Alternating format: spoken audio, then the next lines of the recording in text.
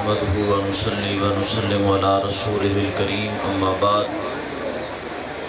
فاعوذ بالله من الشیطان الرجیم بسم اللہ الرحمن الرحیم انما يريد الله ليذهب عنكم الرجس اهل البيت ويطهركم تطهيرا قال الله تعالى یا ایھا الذین آمنوا اتقوا اللہ وکونوا مع الصادقین قال اللہ تعالی یا ایتها النفس المطمئنہ ارجعی الی ربک راضیۃ مرضیہ فادخلی فی عبادی وادخلی جنتی صدق اللہ مولانا العظیم وصدق رسولہ النبی الکریم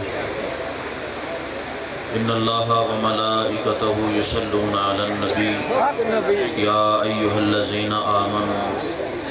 صلوا علیہ وسلموا تسلیما صلاۃ والسلام علیک یا سیدی یا رسول اللہ وعلی آلک واصحابک یا سیدی یا خاتم النبیین۔ اللہ تعالیٰ کی حمد و ثنا اور حضور خاتم النبیین رحمت للعالمین صلی اللہ تعالیٰ علیہ وآلہ وسلم کی بارگاہ بے کس پناہ میں ہدیہ درود السلام نہایت ادب احترام پیار اور محبت کے ساتھ پیش کرنے کے بعد حضور قبلہ امیر محترم نقش امیر المجاہدین امیر اہل سنت حضرت قبلہ امیر محترم زیدہ مجدہ فخر السادات جرنیل اہل سنت حضرت قبلہ پیر سید ظہیر الحسن شاہ صاحب زیب و زینت آستانہ علیہ حاضہ، آج کا یہ پروگرام عظیم الشان تاجدار ختم نبوت کانفرنس اور سلطان المشائخ فخر السادات حضرت قبلہ پیر سید اصغر علی شاہ صاحب رحمۃ اللہ تعالیٰ علیہ کا سالانہ عرس پاک ہے۔ جس طرح مجھ سے پہلے ایک سنی فرما رہے تھے کہ یہ سیاسی پروگرام نہیں، تو حضرات گرامی یہ عرس پاک بھی ہے، کانفرنس بھی ہے اور سیاسی جلسہ بھی ہے۔ تو یہ بات تو ہم برملا کہتے ہیں کہ ہمارا تعلق ہم نے کبھی نہیں کہا، اور یہ تو حضور قبلہ امیر المجاہدین رحمت اللہ تعالیٰ علیہ آپ بھی یہ بات فرماتے تھے کہ آج تک میں نے اپنے آپ کو غیر سیاسی نہیں کہا۔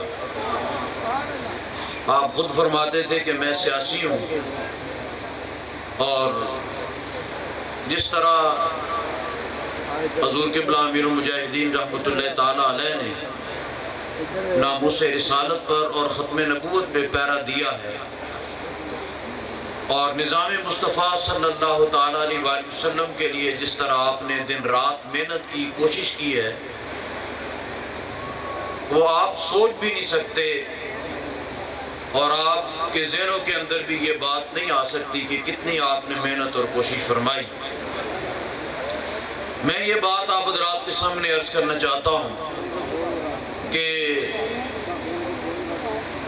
اہل سنت و جماعت کو اس وقت سیاسی لحاظ سے مضبوط ہونے کی ضرورت ہے۔ اب آپ دیکھ لیں کہ نیچے سے لے کے اوپر تک ہر سیٹ پر بعض مذہب لوگ قابض ہیں،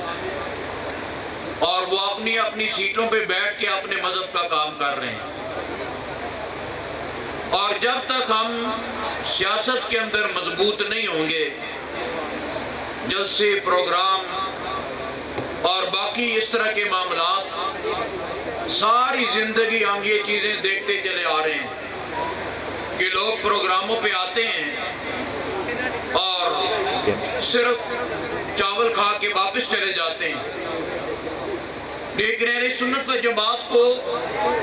اللہ تعالیٰ کا شکر ادا کرنا چاہیے کہ اب ہمارے پاس ایک ایسا مذہبی پلیٹ فارم بھی ہے اور ایک سیاسی پلیٹ فارم بھی ہے۔ اللہ تعالیٰ نے حضور قبلہ امیر المجاہدین رحمت اللہ تعالیٰ علیہ کے توسل سے اور ان کے تصدق سے ہمیں دونوں پلیٹ فارم عطا فرمائے ہیں۔ مذہبی بھی تحریک لبیک یا رسول اللہ صلی اللہ تعالیٰ علیہ وآلہ وسلم، اور سیاسی پلیٹ فارم بھی تحریک لبیک پاکستان، اور یہ سیاسی ونگ ہے تحریک لبیک یا رسول اللہ صلی اللہ علیہ وآلہ وسلم کا۔ اور جتنے بھی حضرات یہاں دور دراز کا سفر کر کے یہاں تشریف لائے، ایک ہی وعدہ اس مرد کلندر کے مزار پہ بیٹھ کر ایک ہی وعدہ کر کے جانا ہے کہ جب تک زندگی ہے حضور قبلہ بابا جی رحمت اللہ تعالیٰ علیہ کے مشن کے ساتھ وفا کریں گے۔ ابھی صحیح آواز نہیں آ رہی، ابھی بھی آواز نہیں آ رہی، ابھی بھی آواز نہیں آ رہی۔ اور جتنی محنت بابا جی رحمت اللہ تعالیٰ علیہ نے فرمائی ہے، اگر ایک ذرے کے برابر بھی ہم اتنی محنت کریں نا تو انشاءاللہ تعالی ہمارے ملک کے اندر نظام مصطفیٰ صلی اللہ علیہ وآلہ وسلم کا نفاذ ہو جائے۔ اور یہ بھی بات میں اپنے علماء کو بھی، مشائخ کو بھی، اور جتنے بھی حضرات یہاں تشریف فرمائیں، اور میں دیکھ رہا ہوں کہ مجمع کے اندر بھی الحمدللہ بڑے بڑے علماء اور مشائخ اور بڑے بڑے لوگ یہاں تشریف فرمائیں، سب لوگوں نے اپنی ذاتی معاملات کو چھوڑ کر صرف اللہ تعالیٰ اور اللہ کے رسول صلی اللہ علیہ وآلہ وسلم کی رضا کے لیے۔ اور آپ دیکھیں کہ کہاں بیٹھے ہیں، اگر کسی کو یہ مرشد خانہ ہے تو پھر بھی، اگر نہیں کسی جگہ پر بھی آپ بیٹھے ہیں تو اس بات کا آپ نے عہد کر کے جانا ہے کہ حضور قبلہ امیر المجاہدین رحمت اللہ علیہ نے جو ہمیں مشن عطا فرمایا، ہم نے دن رات اس مشن کے لیے محنت کرنی ہے،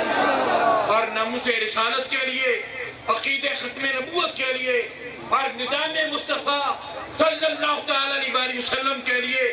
اگر ہمیں اپنی جان بھی قربان کرنی پڑے تو اسے بھی ہم نے دریغ نہیں کرنا۔ اور ہماری یہ بہت بڑی خوش قسمتی ہے، اور اللہ کا جتنا بھی ہم شکر ادا کریں کم ہے کہ اللہ تعالیٰ نے ہمیں حضور قبلہ امیر مجاہدین رحمت اللہ تعالیٰ علیہ کے لخت جگر حضور قبلہ امیر محترم جیسی ہستیاں ہمیں عطا فرمائی ہیں۔ اور اگر ہم قدر نہیں کریں گے تو یہ بات یاد رکھنا کہ جس طرح بابا جی رحمت اللہ علیہ یہ شعر پڑھا کرتے تھے نا کہ ہم سوئے اشر چلیں گے شاہی ابرار کے ساتھ، یہ قافلہ ہوگا رواں قافلہ سالار کے ساتھ، یہ تو طیبہ کی محبت کا اثر ہے ورنہ کون روتا ہے لپٹ کر در و دیوار کے ساتھ۔ اے مدن ہم بھی سنیں گے کوئی نعت رنگی گر ملاقات ہوئی شاعر دربار کے ساتھ۔ حافظ مظہر الدین مدن نے ایک اور بات کی ہے، وہ یہ کہتا ہے کہ آج سرے راہ مدن سے ملاقات ہوئی، آج ہم نے بھی سگے کوئے مدینہ دیکھا۔ تو حضرات گرامی یہ بھی بات یاد رکھیں کہ ہم بابا جی کے نعرے بھی لگاتے ہیں، لگانے بھی چاہیے، حق بھی بنتا ہے، لیکن کل ہم نے اللہ اس کے رسول صلی اللہ علیہ وآلہ وسلم کے سامنے پیش ہونا ہے، اس کے اندر تو کسی کو شک نہیں ہے نا۔ لیکن کل ہم نے اپنے بابا جی رحمت اللہ تعالیٰ علیہ کو بھی اپنے چہرے دکھانے ہیں، اور یہ یاد رکھو کہ ہم نے خود دیکھا ہے اور اس بات کو اپنی آنکھوں سے دیکھا ہے کہ جو بندہ بھی بابا جی رحمت اللہ تعالیٰ علیہ کے مشن کے ساتھ دو نمبری کرتا ہے، اس کو ہم نے اپنی آنکھوں سے رسوا ہوتے دیکھا ہے، اور کوئی بندہ بھی اسے سلام لینے کے لیے بھی تیار نہیں ہوتا۔ آج آپ حضرات اس بات کو اچھے طریقے سے سمجھ جائیں۔ میں روایتی تقریریں سارے لوگ کرتے ہیں، کل ہو، دسواں ہو، چیلم ہو، اصال ثواب کے موضوع پہ لوگ آدھا گھنٹہ، پونا گھنٹہ لوگ تقریریں کرتے ہیں، لیکن میری عادت یہ ہے کہ میں ہر جگہ پہ جا کے اپنی تحریک کا پیغام دیتا ہوں۔ کوئی بھی محفل ہو، کوئی بھی، اور اپنے علماء سے، مشائخ سے